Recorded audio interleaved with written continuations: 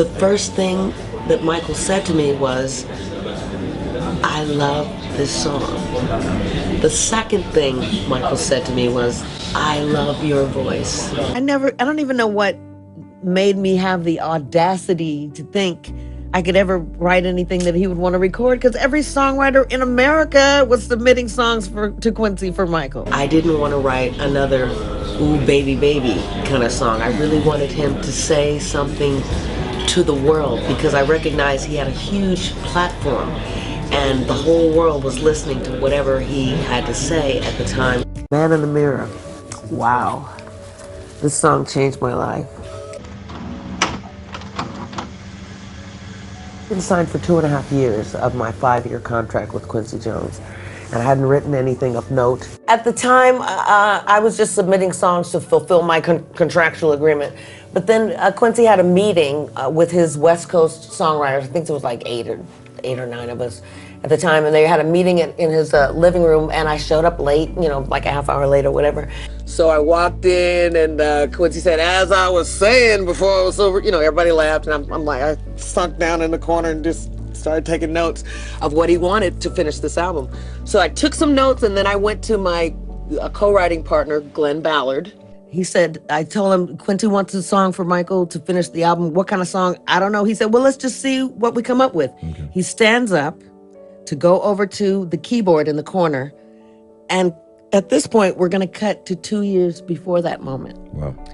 I'm at a songwriting session with amazing jazz pianist John Beasley. And we're writing, and I thought we were doing well. The phone rings. Instead of letting the answering machine pick it up, he picks up the phone and begins this very, very banal conversation. Oh yeah, I'm not doing nothing. And I'm flipping through my lyric book, seething in my mind, going, no, I didn't just hear him say he's not doing nothing. No, I didn't just. And I'm flipping through the book, and he says, the man. What man? Oh, the man in the mirror. I write down, man in the mirror. 2 years later, I'm sitting with Glenn. He gets up to turn on the keyboard, and he starts playing. Dum, dum, dum, dum, dum, dum, dum, dum, dum. And I'm flipping through my lyric book, and the phrase "man in the mirror" popped off. Every time I tell this story, I get goosebumps. I started writing. I was like, I couldn't get it out fast enough. I couldn't write the ideas fast enough. Friday afternoon, we met, demoed the song. Friday evening, we had a great demo. We knew it. We hugged, said this is a great song. But we didn't know Quincy was gonna feel the same way, and then if we got past Quincy, we didn't know what Michael was gonna say. Friday evening, too late for the Quest publishing offices to be open, and for some reason, I could not wait. So I called Quincy. I said, Glenn and I have just written this great song for Michael. He said, wonderful, turn it into the office and I'll hear it on Monday or Tuesday. I said, Monday or Tuesday? Quincy, can I just drop it off? No, Sid, I've got 12 people in my dining room and I'm having a meeting. I can't. Quincy has 6 daughters. So he knew this little argument we were having, futile. So he said, all right. He hung up the phone. So I went to his house and I dropped off this cassette, right? Quincy comes out of the dining room. He opens the dining room door and there are 12 suits sitting at his dining room table. So I'm okay. I said, Q, here's the song. The only thing I ask is that you just get back to me as soon as. He said, all right, shit. And he closed the door. And a few hours later, Quincy calls me at home and says, Sid, my nickname, this is the best song that I've heard in 10 years. And I'm like, and then he said, but, Michael, we've been in the studio for 2.5 years and Michael has yet to record a song he didn't write, so I don't know. But don't worry, if I don't record it with Michael on his album, I'll record it with James Ingram on my record. And I'm thinking, I mean, I love James as much as anybody, but Michael, So I had to let that go. And a couple of days later, Quincy called me and said, we in the studio recording your old piece of song. And I'm like, I couldn't believe what he was saying. And then I heard, but Michael has a problem with the chorus. And he said, he really wants you, he said, hold on, Sid. And then I hear, and Quincy said, yes, Sid, Michael really wants you to bring home the idea of the, hold on. He puts Michael on the phone. Oh my God, okay. But on the phone, how can I help you? The first thing that Michael said to me was, I love this song. The second thing Michael said to me was, I love your voice. I don't even know what made me have the audacity to think I could ever write anything that he would want to record, because every songwriter in America was submitting songs to Quincy for Michael. I didn't want to write another ooh baby baby kind of song. I really wanted him to say something to the world, because I recognized he had a huge platform and the whole world was listening to whatever he had to say at the time.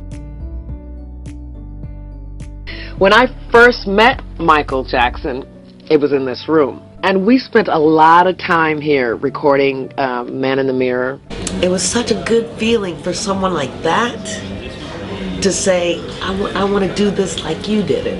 I mean, he's Michael Jackson, for God's sakes, you know. He could have done it any way he wanted to do it, but he wanted to do it like I did it. And that was just, for me, that was the highest compliment ever. When I recorded with Michael, I really got to know him a little bit, and we liked hanging out. He was fun.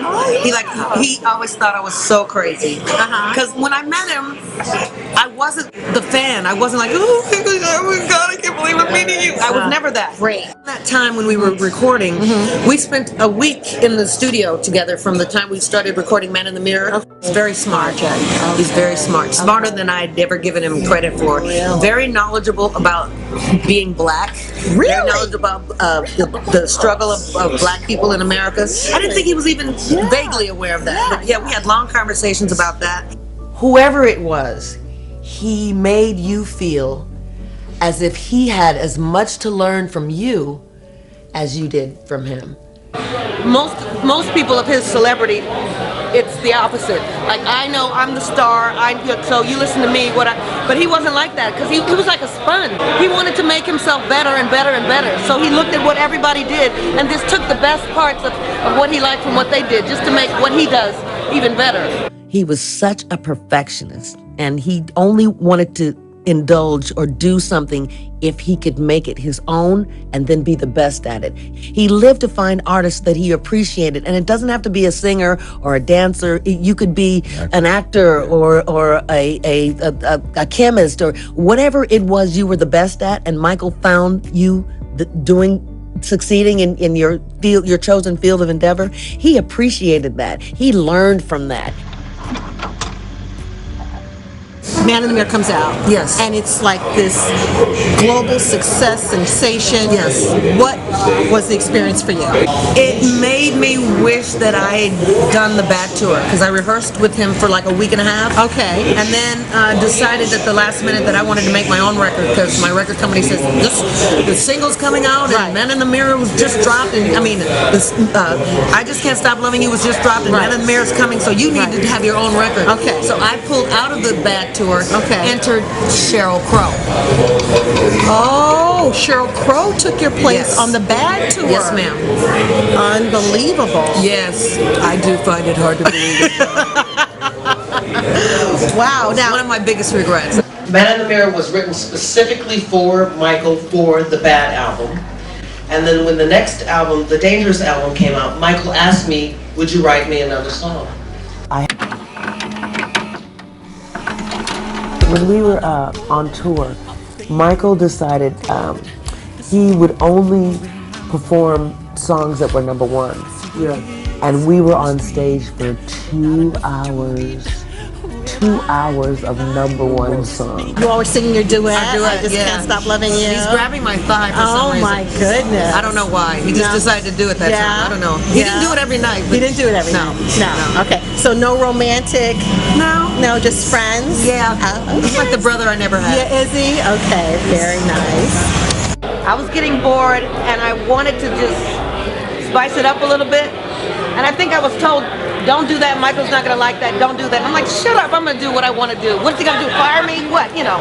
So I got this wig, and I remember his face.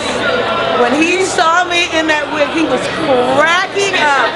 And I have a great photograph of that moment. He couldn't even sing, he was laughing so hard for that long. He told me that Imagine, the song by John Lennon, and Man in the Mirror are his two favorite songs.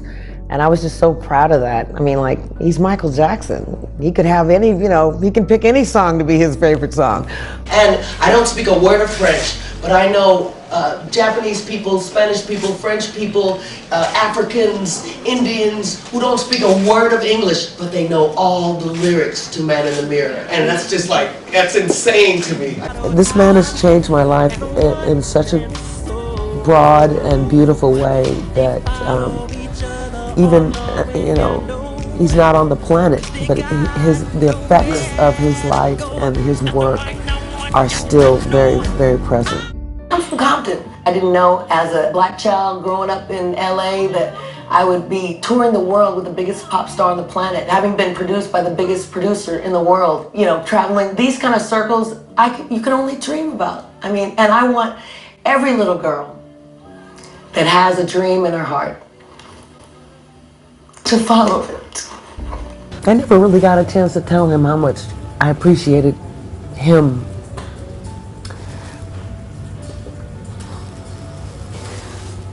I'm sorry. You want to take a break?